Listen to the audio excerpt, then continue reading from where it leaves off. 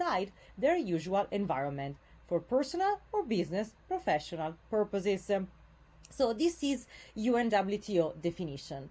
But what is interesting about tourism, and as you will see also in your readings, is something that is not that clear, is sometimes taken for granted.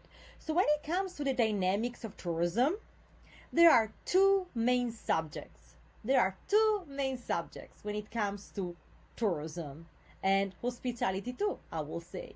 Those two main subjects are hosts and guests. So hosts are the host communities, right? The people living in the destinations, the people working for tourists in the destination, and guests are simply the tourists, right? The visitors. The problem is that sometimes, as you will read, this relationship is a little bit complicated. It's not always that great and comes with several issues. So, for example, let's start with something that Cohen, who is one of the main scholars in the sociology of tourism, which is my area of study, Eric Cohen, already in 1984, spoke about the host-guest relationship, highlighting some main concepts. First of all, host communities in the destination. Host communities are stationary, right? They live in the destination. They live there. And their goal is to cater visitors' needs and wishes, right? Like hospitality workers, for example, who live in the destination. Guests, the tourists instead, are on the move to enjoy themselves. So already we see that there is an asymmetry in this relationship. This relationship is a little bit unbalanced. Some people will say they are at the opposite, because for the host, tourism is a job, but for the guests, tourism is leisure. And I teach a sociology of leisure class, for example, at UNLV for the sociology department.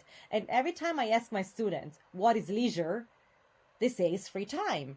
And when I say, what is the opposite of leisure? They say work, job. So we already see that, and I always tell my students that it is not always like that, but immediately in our minds, leisure is the opposite of job, and job is the opposite of leisure, right? So already it's a sort of complicated relationship. And the other issue is that this relationship is transitory and non-repetitive, meaning that tourists, yes, we have tourists that who go every year to the same place, but usually tourists go to one place once in a lifetime and they don't go back anymore, right? So this relationship is not really strong. And when I talk with my students, sometimes they say, you know what, we understand, for example, why it is so complicated to the relationship between tourists and the environment, because sometimes it looks like they don't really care about the environment. Think of the trash that is found always on the coast. So because there is a sort of lack of attachment, according to Cohen, but other also several tourism scholars, right? There is a lack of attachment. This relationship between host and guests is not like a friendship, I bet you love your friends. So it's not the same thing, right? It's not like a friendship. It's not like a strong emotional attachment. So sometimes we see that tourism don't really care about the destination. And this creates some problem, including exploitation and mistrust, right? The problem is that sometimes communities feel like they are exploited by tourists who say, I pay and I can do whatever I want here, right? I can throw away my stuff on the beach, on the coast, and you can pick it up because I'm paying and I'm entitled to do whatever I want.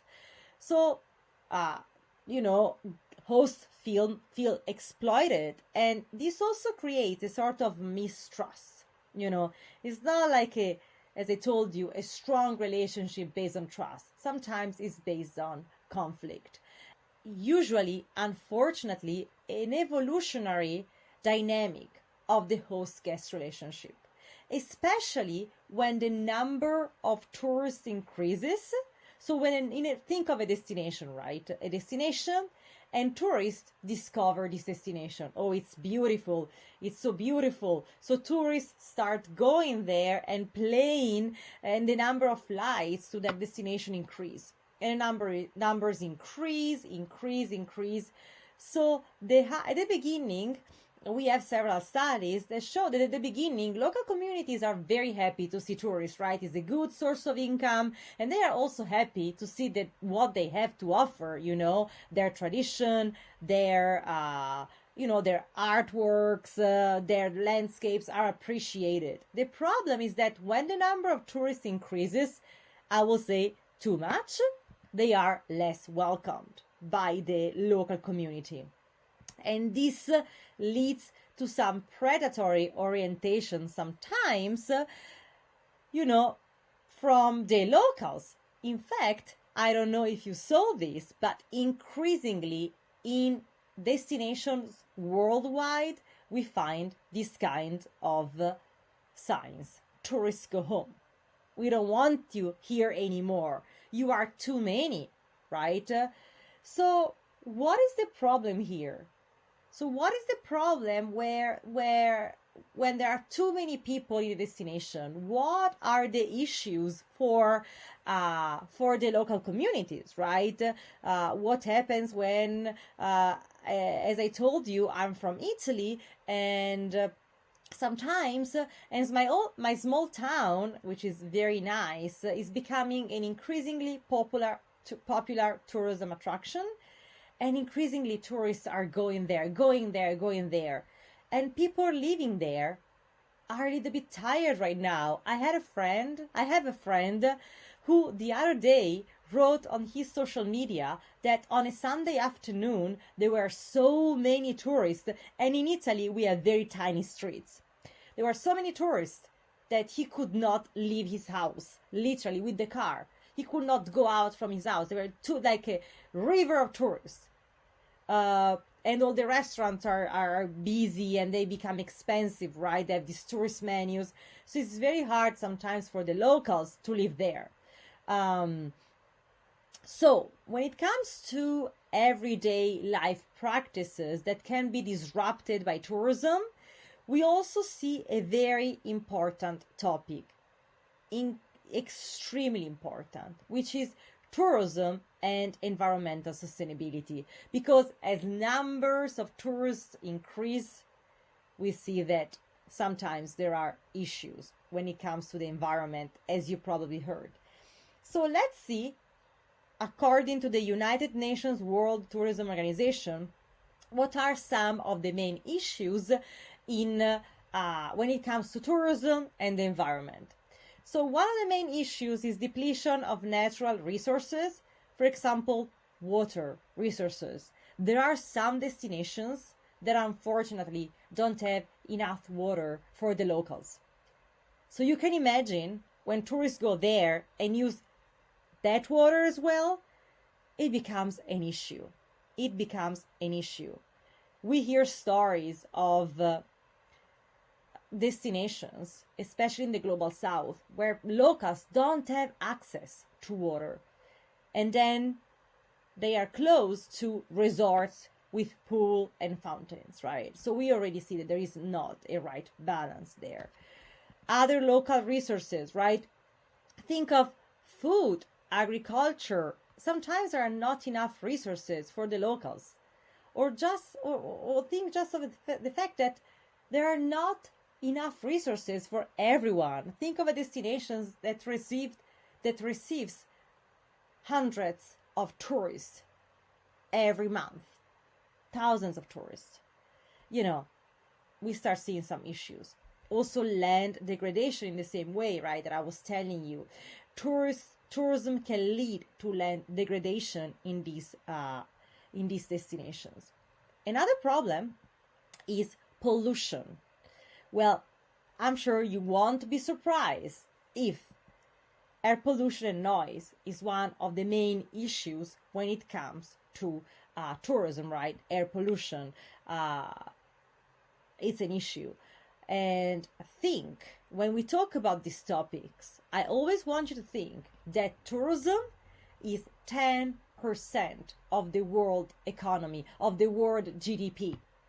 So tourism is a big sector and has big responsibilities, because if tourists, if people who work with tourism and who travel don't behave in a sustainable way, it's an issue. It's such a big sector. Solid waste and littering. As I already told you, sometimes tourists don't behave in the best way. So when it comes to littering, waste, we also see that in the US with the national parks, there is a big littering issue. Sewage, again, sometimes too many tourists create sewage-related problems. And also aesthetic pollution, which is a topic that I have the impression we don't talk enough about this. But I give an example. I was in the Alps 2 years ago in a beautiful destination in the Alps. And I was in front of this beautiful landscape and I turned around and there were 3 horrible skyscrapers in the middle of the mountain that nothing had to do with the style, have nothing to do with the style, with the landscape. They didn't blend in the landscape, in the aesthetic of the landscape. People living there are not happy at all. They build those that they find them as monster. So when it comes to aesthetic pollution, it's very interesting because we never think about that, but that's a kind of pollution too, right? Not respecting what we called in tourism, we call cultural landscape or the cultural fabric of the destination. So that's a very interesting topic that some of you might be interested in analyzing for your final paper, and the physical impacts of tourism. So if we were in a classroom, if this class was not online, I would ask you, would you like to go to a place like the one you see in this picture? I'm sure that some of you, many of you, probably all of you will say no. No, right? Because it's a little bit too much. When I show these pictures to my students in the classroom, they say, I would not like to be there at all. There are too many people. There was clearly like the construction of the building was not regulated enough. So it's not that easy, when it comes to this kind of balances and the physical impacts of tourism, from a sustainability perspective. So one of the main issues when it comes to tourism is the construction activities and infrastructure development. Well, we see that from this picture, or we talk about aesthetic pollution, now things are slowing down, and in tourism there is this idea of, okay, let's stop building too much, but we come from decades, the 80s, the 90s, the 2000s, the main goal was to build in tourism. So you see these big coastal developments which really did not respect the local environment, the landscape, and so on. Deforestation and intensified or unsustainable use of land. I'm sure you read so many articles and online news on TV about deforestation lately, and tourism unfortunately has a big role in all of this. Marina development, so everything that has to do with the ocean, with the coast. Unfortunately, tourism has strong impacts on this environment, and alteration of ecosystems by tourist activities. Unfortunately, we increasingly see that ecosystems all over the world are changed, altered by tourism activities, both constructions themselves, of building themselves, but also the behaviors of tourists sometimes don't help the preservation of ecosystems. So is not an easy topic when it comes to sustainability, this relationship between tourism and environment. And here, going back to this picture, we see a key term, a fundamental term that is increasingly used by tourism scholars when it comes to these sustainability issues, which is carrying capacity.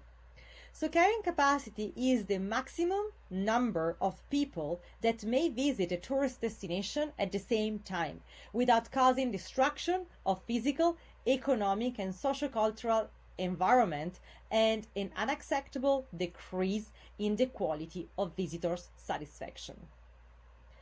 So what is the question here? So how many people literally carrying capacity? How many people can a destination carry before its physical, economic, and socio-cultural environments get destroyed?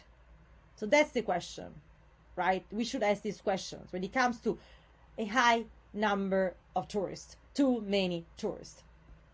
And here, we cannot avoid talking about a concept that you probably heard of, that almost all the scholars that I know in tourism are focusing on, which is over tourism. This is a picture of Venice, in my country, Italy, where I'm from. I basically grew up in Venice, very close to Venice. I know the issues in Venice very well. If you are interested in the topic for this class or for other classes, please let me know, because I'm very familiar, unfortunately, with this case study, and I found myself visiting Venice several times in the situation you see in the picture here, which is not an enjoyable tourism experience. So over tourism is the excessive growth of visitors leading to overcrowding in areas where residents suffer the consequences of temporary and seasonal tourism peaks, which have enforced permanent changes to their lifestyles, access to amenities, and general well-being.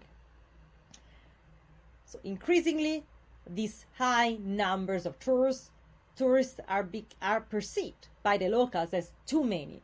I'm trying to say this in very simple words, too many. And we could talk forever about the issues with over-tourism. Again, let's go back to the case study of Venice, residents, but also Florence in Italy, but also Barcelona in Spain, but also we could mention endless examples. Increasingly, residents are leaving, for example, Venice. What are they doing with their houses? 1, 2, 3, Airbnb, right. They rent their houses as Airbnb. And Venice, some people are describing Venice as a ghost town, meaning a tourist town with no residents any longer, because residents cannot live there anymore, right? It's too much. So what can we do about over-tourism? What can be done? So this is just an intro class, this video. So I'm not giving you all the answers right now. You will discover some throughout the course. But also, I would love for you to do some research, and by the end of the course, come up with some ideas on what you think it can be done. I give you an example. Venice is going to have from 2024 an entrance ticket. If you go there for just one day, you pay $5, which is not that much. So there is a super long debate about the entrance ticket in Venice, because some people say, think of a tourist from the United States who want to visit Venice. $5 is not gonna stop them, right? Do we agree? Exactly. So maybe we have to do something else. And is it fair to close an urban space, a city, which should be open, right? Should be the everyone's space, tourist, resident, and now they close it with an entrance ticket. With the residents said, okay, so now that we have the entrance fee, we are officially like Disneyland, right? So they are unhappy. So it's a very, very complex situation. I want to give an example of this situation, like a concrete example, which is very interesting. I'm sure you will find it very interesting. Do you know the movie Joker? Okay, read this article. Joker stares and the problem with meme tourism. Instagrammers flocking to the Bronx to take one picture defeats the purpose of globe-spanning cultural moment. So what is happening in the Bronx, where the movie Jokers was filmed? This is what's happening. This. Tourist fans are going to the Joker stairs. By the way, if you're interested, one of my main areas of research is film-induced tourism. So film tourism in the locations where movies and TV series are filmed. So if you're interested in the topic, feel free to reach out. And so, but this is why I found this example, Joker stairs. Well, it's becoming a problem because tourists go there. Some of them dress up like the Joker with the same costume. They make the same movement and the pose, and they try to find the perfect shot for their Instagram, right? For their Instagram and social media. But look at this tweet. Someone say it is really called the Joker stairs on Google now. I just search it. Look here on the Google Maps. There is the pin Joker stairs. And these residents say, please, if you're reading this and you're not from here or ever been to the Bronx, Yankee Stadium does not count. Please do not come here. Thanks, Bronx resident. So residents were really bothered by this movement, by this trend. Look what the article says. The part underlined. For Joker enthusiasts, it's a fun photo. For Bronx residents, it's disrespectful. Simply put, the Bronx isn't a movie set. It's a real place where people live. And this place, last sentence, belonged to someone else's commute. Because there were too many tourists at that point. Too many tourists there. And people could not go to work.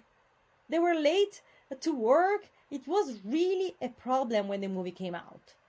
And it's interesting to see how such a small case study can help us understand how tourism can be disruptive to people's life, to residents' life. And unfortunately, I can tell you, I have examples from all over the world. We will see issues in Africa in this course. We're gonna see issues in Australia. We're gonna see issues in Italy, in Europe throughout this course. This is a problem that is everywhere. Too many tourists can hurt communities. But what I want to tell you is that tourism is not bad. Tourism can be an amazing tool for cultural exchange. And I'm a sociologist of tourism, right? So for sociological aspects are so interesting. Cultural exchange, knowing other cultures, eating other food, knowing about other people's artworks and traditions can be an amazing tool. It has to be well managed.